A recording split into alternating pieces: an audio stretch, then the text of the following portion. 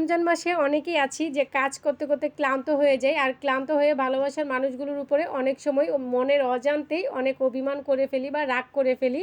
আর সেই রাগ ভাঙানোর জন্য কিন্তু আমি আপনাদের মাঝে নিয়ে চলে আসলাম মুহাব্বতের একটি শরবতের রেসিপি। আর এই শরবতটা খাওয়ার পরে শুধু মুহাব্বত আর মুহাব্বতই থাকবে। তো আসসালামু আলাইকুম, কেমন আছেন আমার প্রিয় ভাই ও বোনেরা? আশা করি সকলে ভালো আছেন। আলহামদুলিল্লাহ, আমিও ভালো আছি। আর এই মুহাব্বতের শরবত বানানোর জন্য প্রথমেই আমি নিয়েছি এখানে সাবুদানাটাকে আমি আগে সিদ্ধ করে নিয়েছি। আমি এটাতে একটু ফুড কালার ব্যবহার করেছি। আপনারা চাইলে করতেও পারেন, নাও করতে পারেন, এটা আপনাদের ইচ্ছা। তারপরে খেজুর নিয়েছি, কাঠবাদাম নিয়েছি, চীনাবাদাম নিয়েছি, এখানে কিশমিশ নিয়েছি, আর এখানে নিয়েছি আমি তরমুজ ছোটো ছোটো করে কেটে নিয়েছি, আর এখানে আমি হাফ লিটার দুধ জাল করে নিয়েছি, দেখতেই পাচ্ছেন। আর এই দুধটা কিন্তু আমি চিনি দিয়ে জাল করে নিয়েছি। তো আমি আপনাদেরকে আবার উপকরণগুলো দেখিয়ে দিলাম যে কি কি লাগছে মুহাব্বতের শরবত তৈরি করার জন্য।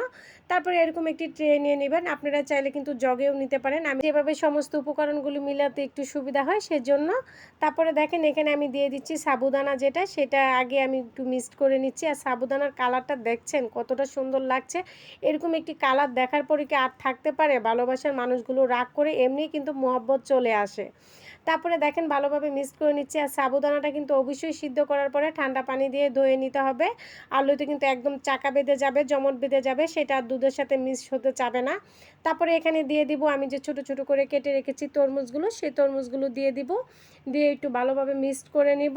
তারপরে এখানে কিন্তু আমি সমস্ত উপকরণগুলো আমি দিয়ে দিব। যে প্রথমে আমি দিয়ে দিব খেজুর, তারপরে এখানে আমি দিয়ে দিব কাঠবাদামগুলো। এভাবে সমস্ত উপকরণগুলো একের পর এক দিয়ে আমি দেখেন আপনাদেরকে দেখিয়ে দিচ্ছি, মিলিয়ে নিতে হবে। আর আপনারা চাইলে কিন্তু এই রমজান মাসে যেহেতু তরমুজটা আমাদের দেশি ফল, মাঝেই কিন্তু তৈরি করে বাসায় খেয়ে নিতে পারেন।